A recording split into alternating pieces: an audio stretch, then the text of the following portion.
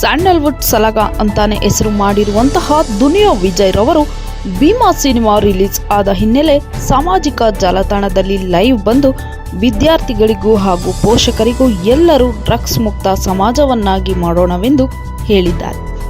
ಏನು ನಮಗೆ ಇದು ಓಡಾಡ್ತಿರುವಂಥ ಈ ಹೊಸ ಡ್ರಗ್ ಇದೆಯಲ್ಲ, ಅದ್ರದ್ದೊಂದು ಹೋರಾಟ. ಆ ಹೋರಾಟ ಏನು ಅಂದರೆ ನೋಡಿ, ಈಗಲೂ ಕೂಡ ಹೋಗಿ ನಾನು ಅದರ ಅಡ್ಡೆ ಮೇಲೆ ದಾಳಿ ಮಾಡಿದೆ. ಹುಡುಗರು ಓಡೋಗಿ ಈ ಮಾತ್ರೆಗಳು ಸಿಕ್ತಲ್ಲಿ. ಕೆಲವು ಸಿರಿಂಜಿತ್ತು, ಸಿರಿಂಜೆಲ್ಲ ಇನ್ಫೆಕ್ಟೆಡ್ಡು, ಅದನ್ನು ನಾನು ಕೈಯಲ್ಲಿ ಮುಟ್ಟೋಕ್ಕಾಗಲ್ಲ. ನಾನು ನೋಡ್ತಾ ಇದ್ದೀನಿ, ಸೂರ್ಯ ಎಂ ಸೂರಿ, ಜೈ ಭೀಮ್, ನನ್ನ ಕಡೆಯಿಂದನೂ ಜೈ ಭೀಮ್.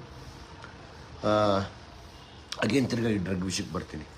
ನೋಡಿ, ಇವತ್ತು ಬೆಂಗಳೂರಲ್ಲಿ ಇದನ್ನು ಯಾರು ಹುಟ್ಟಾಕಿದ್ರು ಅಂತ ನಮಗೆ ಗೊತ್ತಿಲ್ಲ. ಈ ಹುಟ್ಟಾಕಿರೋರನ್ನ ನಾವೆಲ್ಲ ಸೇರಿ ಕಾನೂನಿಗೆ ಒಪ್ಪಿಸ್ಬೇಕು. ಯಾಕಂದರೆ ನಾವು ಯಾರನ್ನೂ ದಬ್ಬಾಳಿಕೆ ಮಾಡಿ ನಾವೇನು ಅವ್ರ ಹತ್ರ ಏನು ಮಾಡೋಕ್ಕಾಗಲ್ಲ. ಯಾಕಂದರೆ ಕಾನೂನು ಯಾವತ್ತಿದ್ರೂ ದೊಡ್ಡದು. ಈ ಒಂದು ಡ್ರಗ್ ಇದೆಯಲ್ಲ, ಇದ್ರ ಹೆಸರು ಟೈಡಲ್ ಅಂತ. ಇದ್ರ ವಿಶೇಷ ಹೇಳ್ತೀನಿ ಕೇಳಿ. ನನ್ನ ಜೊತೆ ಒಬ್ಬ ಡಾಕ್ಟ್ರ್ ಅವ್ರನ್ನ ಕುಂಸ್ಕೊಂಡು ಮಾತಾಡ್ತೀನಿ, ಆದಷ್ಟು ಜಲ್ದಿ ಮಾತಾಡ್ತೀನಿ. ಇದು ಕ್ಯಾನ್ಸರ್ ಪೇಷಂಟ್ಸ್ಗೆ ಕೊಡುವಂಥ ಡ್ರಗ್ಗು. ಇವತ್ತು ಬೆಂಗಳೂರಲ್ಲಿ ತುಂಬ ದೊಡ್ಡ ಮಟ್ಟಕ್ಕೆ ಹಬ್ಬಿ ಕಾಲೇಜ್ ಮಕ್ಕಳು ತೊಗೋತಾ ಇದ್ದಾರೆ. ಆ ಕಾಲೇಜ್ ಯಾವುದು ಅಂತ ನಾನು ಹೇಳಲ್ಲ, ಅದು ಹೇಳಿದ್ರೆ ತಪ್ಪಾಗತ್ತೆ. ಇವಾಗ ಆ ಕಾಲೇಜ್ ಮಕ್ಕಳು ಬದುಕು ಹಾಳಾಗೋದು ಬೇಡ. ಯಾಕೆಂದರೆ ಅವ್ರು ತುಂಬ ಅಡಿಕ್ಟ್ ಆಗಿದ್ದರೆ ತುಂಬ ಕಷ್ಟ ಅದನ್ನು ಬಿಡಿಸೋದು. ಇಲ್ಲಿ ಇದೇನು ಈ ಟೈಡಲ್ ಅನ್ನೋ ಡ್ರಗ್ ಇದೆ, ಇದು ಸಿಗದೆ ಹೋದಾಗ ಇನ್ನೊಂದು ಡ್ರಗ್ ಬಂದಿದೆ, ಅದರದ್ದೇ ಕಂಟೆಂಟು. ಅದರ ಹೆಸರು ಬಂದು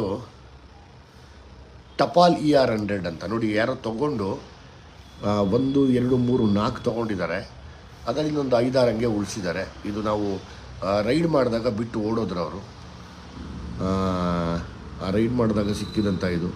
ಇಲ್ಲಿ ತಮಗೆಲ್ಲ ಒಂದೇ ಕೇಳ್ಕೊಳ್ಳೋದು ನಾನು, ಇಡೀ ಕರ್ನಾಟಕದಾದ್ಯಂತ ನೀವೆಲ್ಲ ಆಶೀರ್ವಾದ ಮಾಡಿ ಬೆಳೆಸ್ತಾ ಇರೋ ಭೀಮಾ ತುಂಬ ದೊಡ್ಡ ಮಟ್ಟದಲ್ಲಿ ಹೋಗ್ತಾ ಇದೆ.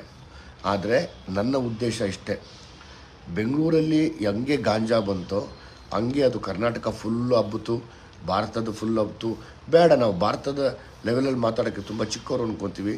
ನಮ್ಮ ಊರು ಬೆಂಗಳೂರು ಅಂತ ಬಂದಾಗ, ನಮ್ಮ ಊರು ನಮ್ಮ ಕರ್ನಾಟಕ ಅಂತ ಬಂದಾಗ, ಕರ್ನಾಟಕದಲ್ಲಿ ಇದನ್ನೆಲ್ಲ ತೊಳೆಯೋದಕ್ಕೆ ನನ್ನಿಂದ ಅಲ್ಲ, ನಿಮ್ಮಿಂದ ಮಾತ್ರ ಸಾಧ್ಯ. ಇದು ನಿಮ್ಮಿಂದ ಮಾತ್ರ ಸಾಧ್ಯ.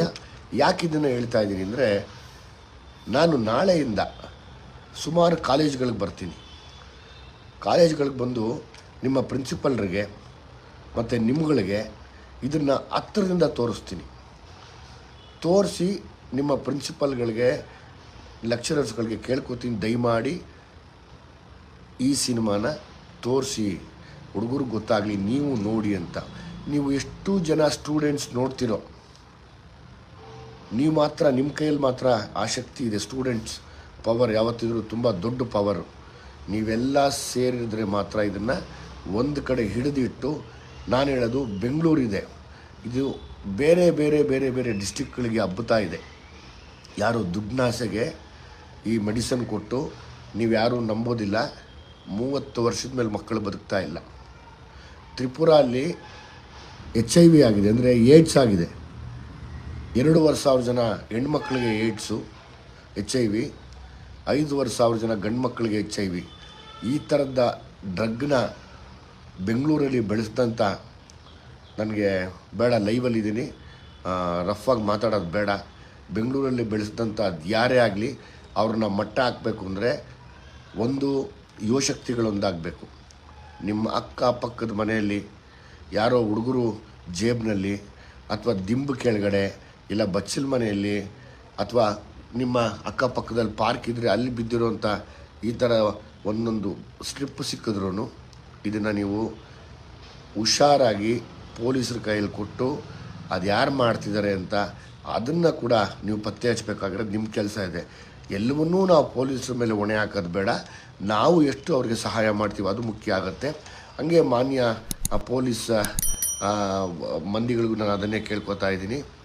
ಒಂದೇ ಸರ್, ಇದನ್ನು ಹಿಡ್ಕೊಡೋದು ಜವಾಬ್ದಾರಿ ನಂದಿರಲಿ.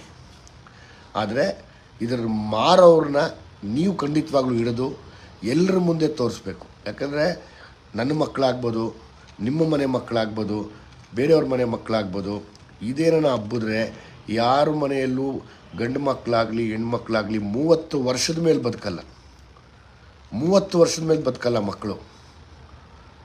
ಇದರಲ್ಲಿ ಒಂದು 15-16% ಹೆಣ್ಮಕ್ಳು ಶುರುವಾಗಿದೆ, ಮಿಕ್ಕಿದ ಒಂದಷ್ಟು ಪರ್ಸೆಂಟೇಜ್ ಗಂಡು ಮಕ್ಕಳು ತೊಗೋತಾ ಇದ್ದಾರೆ. ಇದರಷ್ಟು ಡೇಂಜರಸ್ ಯಾವುದೂ ಇಲ್ಲ. ಮೆಂಡು ನ್ಯೂಸ್ ನೆಟ್ವರ್ಕ್, ಸತ್ಯದ ಕನ್ನಡಿ.